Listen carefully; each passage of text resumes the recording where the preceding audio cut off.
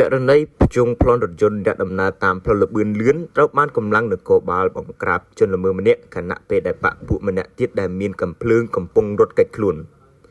នៅព្រឹកថ្ងៃទី29ខែមិនិនាឆ្នាំ2025មានហេតុការណ៍ភ្ញាក់ផ្អើលនៅតាមផ្លូវលបឿនលឿននិងមានការចែកចាយតាមបណ្ដាញសង្គមជាច្រើនដោយឃើញជនល្មើសម្នាក់បានប្រជុំរថយន្តរបស់ប្រជាពលរដ្ឋមួយគ្រួសារនៅតាមផ្លូវលបឿនលឿនហើយឲ្យជនរងគ្រោះចុះពីរថយន្តរួចរូបគេក៏បើករថយន្តចេញទៅ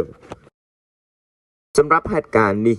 កម្លាំងនគរបាលខេត្តកណ្ដាលសហការជាមួយកម្លាំងនគរបាលរាជធានីភ្នំពេញបានចេញស្ទាក់ហើយឈានដល់ការបង្ក្រាបបានភ្លាមៗដោយចាប់ជនល្មើសបានម្នាក់និងដកហូតរថយន្តរបស់ជនរងគ្រោះមកវិញខណៈជនល្មើសម្នាក់ទៀតដែលមានកាំភ្លើងនៅក្នុងដៃកំពុងរត់គេចខ្លួនស្នងការនគរបាលខេត្តកណ្ដាលបានឲ្យដឹងថាករណីនេះកើតឡើងដោយដំបូងជនល្មើសមានចំនួន2នាក់មានកាំភ្លើងខ្លីជិះម៉ូតូមួយគ្រឿងបានធ្វើសកម្មភាពឆក់នៅតាមផ្លូវជាតិលេខ4ពេលនោះកម្លាំងនគរបាលមូលដ្ឋានបានដេញចាប់រហូតបានជនល្មើសម្នាក់បានបាញ់មកលើសមត្ថកិច្ចតែមិនបណ្ដាលឲ្យមានរងរបួសនោះទេស្នងការ4បន្តថាពេលនោះកម្លាំងនគរបាលរបស់លោកបានចាប់ជនល្មើម្នាក់ហើយម្នាក់ទៀតដែលមានកាំភ្លើងបានរត់គេចមកលើផ្លូវលបឿនលឿន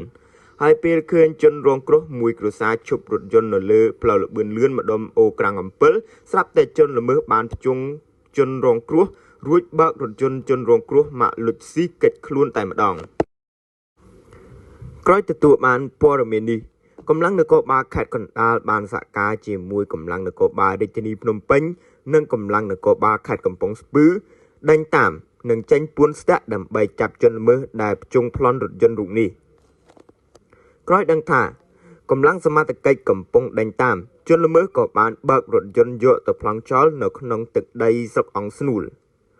ហើយក៏បានទៅប្រជុំអ្នកបើកបររថយន្តលុចស៊ីពណ៌ខ្មៅមួយគ្រឿងទៀត